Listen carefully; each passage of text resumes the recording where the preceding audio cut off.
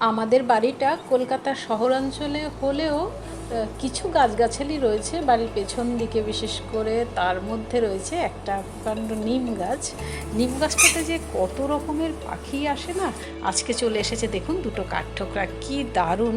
সারা বিশ্বে কত রকমের যে কাঠঠোকরা রয়েছে, প্রায় 240 রকমের প্রজাতি রয়েছে, তবে ইদানিং 2-1টা প্রজাতি বিলুপ্ত হয়ে গেছে।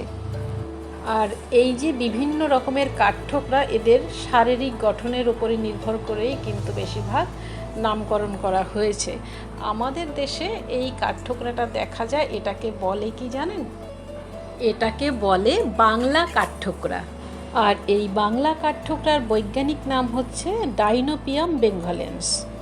এবারে আমরা কিভাবে বাংলা কাঠঠোকরা চিনব? বাংলা কাঠঠোকরার মাথায় লাল ঝুঁটি তো রয়েছে এবং পাখনাগুলো একদম সোনালি রঙের, আর কালো অংশ থাকে নিচের দিকে। এবারে আমি একটা অন্য কাঠঠোকরা দেখাচ্ছি, সেটাও সুন্দর। এই দেখুন, যা বলেছিলাম সুন্দর না? এটা কিন্তু আমাদের দেশি কাঠঠোকরা নয়, আর সারাদিন ঠক ঠক করে কাঠঠোকরায় বলেই এদেরকে এরকম নামকরণ করা হয়েছে কাঠঠোকরা। দেখুন কিভাবে ঠোকরাচ্ছে। এবারে আমরা আবার বাংলা কাঠঠোকরায় ফিরে আসছি।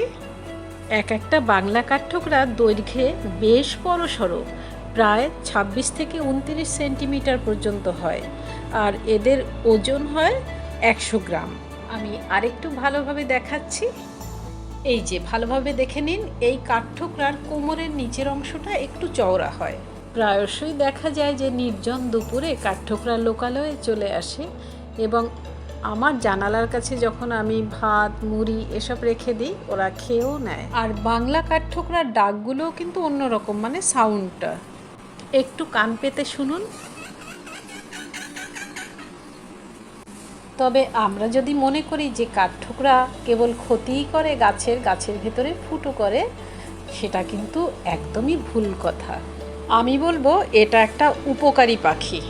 সেটা আবার কীরকম শুনুন তাহলে।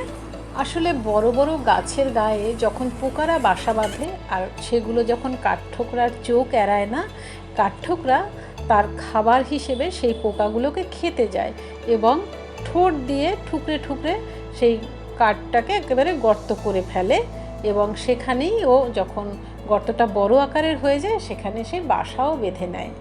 তাতে করে গাছের কিন্তু কোনো ক্ষতি হয় না, গাছ দিব্যি বেঁচে থাকে।